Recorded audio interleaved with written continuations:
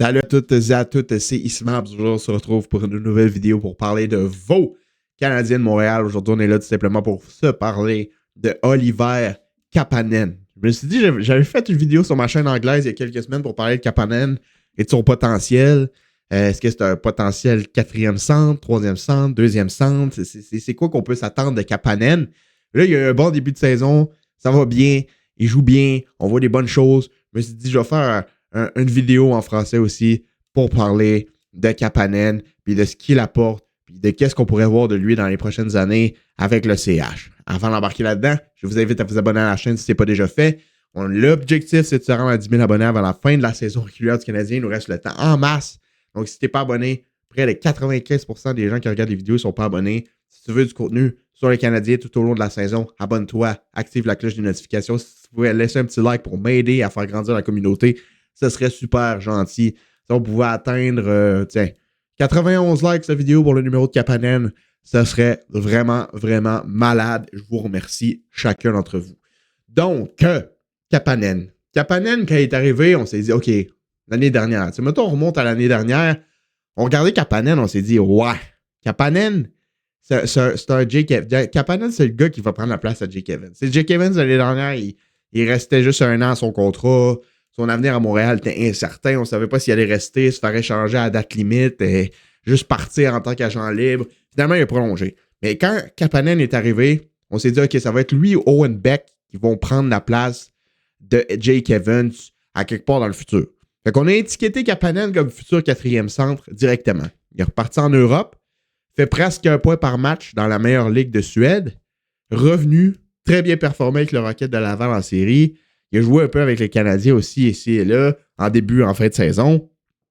On était comme, OK, c'est quand même intéressant, tu sais. Ce gars-là, on voit qu'il a un certain potentiel offensif, sauf qu'on ne sait pas jusqu'à quel point ça va transitionner dans la Ligue nationale. Fait qu'on l'a étiqueté 4e centre. Moi y compris, je l'ai étiqueté 4e centre. Puis cet été, on voyait des gens, Kapanen. J'ai vu des Grant McHagg sur Twitter qui étaient comme, OK, Kapanen, ça va être lui, le centre top 6 du Canadien dans le futur. J'étais comme, non, man, bro. Moi, dans ma tête, je l'ai étiqueté 4e centre, tu comprends? Mais là, cette année, avec ce qu'il nous démontre, je suis comme, je pourrais pas nécessairement dire le contraire. Tu sais, genre, je peux pas dire qu'il va devenir un centre top 6, mais je peux pas dire non plus qu'il ne deviendra pas avec ce qu'il démontre. Il démontre des choses solides, il démontre des choses incroyables. Pour de vrai, j'ai très grand fan de Kapanen dans ce début de saison. Comme Martin Saint-Louis l'a dit, ce gars-là, il a un ordinateur de la Ligue nationale de hockey. Là. Dans sa tête, là, c'est un des seuls joueurs dans l'équipe qui a un ordinateur qui peut se connecter avec celui de Demidov. Tu sais, genre, Demidov, il voit des jeux que pas tout le monde voit. Chez le Canadien, il y a qui fait ça? Il y a Caulfield, il y a Hudson, il y a Suzuki. C'est à peu près tout. Fait que quand le Canadien jouait Demidov avec Dark n'a pas cet ordinateur-là. Fait qu'il ne voyait pas nécessairement tous les jeux que Demidov il voit. Kapanen, lui, il voit les jeux. Mais à partir de ça, c'est un truc que tu peux pas vraiment travailler. Là. Le hockey IQ, le sens du jeu, c'est un truc qui est naturel la plupart du temps. C'est pas un truc que tu peux travailler. C'est pas un truc qui peut venir comme ça. C'est soit tu l'as, soit tu l'as pas. Tu peux compenser quand tu manques de, mais tu peux pas travailler là-dessus nécessairement. Fait que Kapanen, lui, il l'a. Tu le vois, il voit les jeux. Il voit les jeux. Il sait ce qu'il faut qu'il fasse. Il sait où est-ce qu'il va aller. Il est capable d'anticiper. Il est capable de prédire. Et ça, c'est un truc qui est très, très intéressant parce que, comme je vous l'ai dit, il n'y a pas beaucoup de joueurs qui ont ça. Puis une fois que tu l'as, c'est comme quelque chose de naturel. C'est comme un talent naturel. La vision. C'est pas explicable. C'est là. C'est comme si tu pouvais le toucher, genre, mais tu peux pas le toucher. C'est vraiment nice. C'est vraiment nice de voir des joueurs qui ont cette petite touche-là. Là. Je trouve que c'est très, très intéressant. Puis, Kapanen, l'année dernière, j'avais pas vu qu'il y avait ça nécessairement. Je sais pas si c'est parce qu'il n'avait pas eu la chance de jouer avec un gars comme Demidov, par exemple. Mais on l'a vu au camp d'entraînement dans les matchs préparatoires, surtout à Québec. Là, c'était quelque chose. Ça combine. Là, on dirait qu'ils sont synchronisés. C'est le fun. Puis jusqu'à maintenant, dans le début de saison avec New Hook, ça va super bien. Il y a déjà 2 buts. 2 ou 3 points. On le remarque beaucoup dans les matchs. Il est rapide, il a des bonnes mains, il fait d'extrêmement beaux jeux.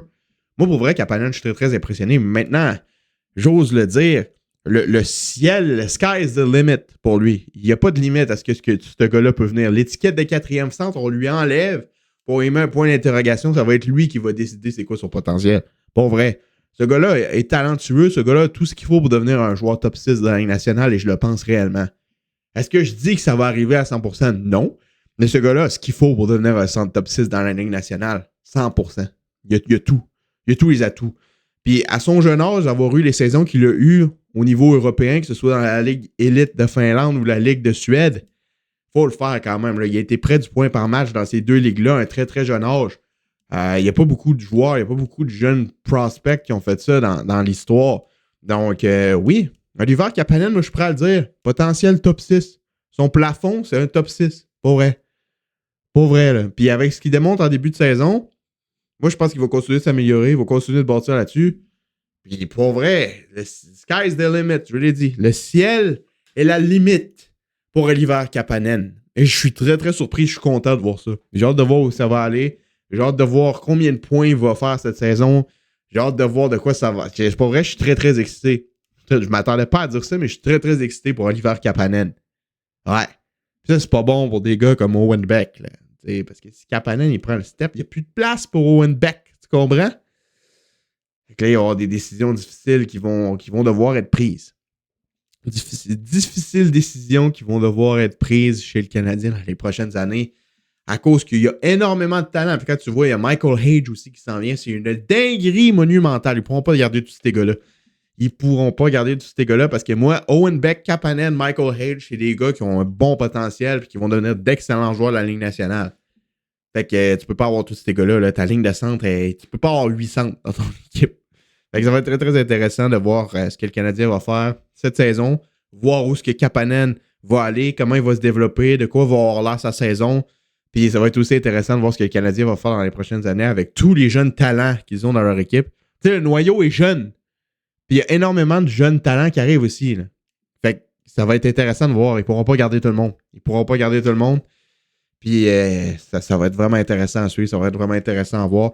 Donc, n'hésitez pas à me dire ce que vous en pensez de tout ça dans les commentaires. Que vous pensez-vous? C'est quoi votre analyse de Kapanen? Qu'est-ce que vous pensez qu'il peut devenir? Est-ce qu'il est suranalysé? Est-ce que les gens s'enflamment trop vite? Laissez-moi le savoir dans les commentaires. Laissez un petit like, abonnez-vous, partagez, faites ce que vous voulez. C'était votre ami Ismab. Je vous dis à la prochaine pour une autre vidéo. Passez une bonne fin de journée. Je vous dis bye bye.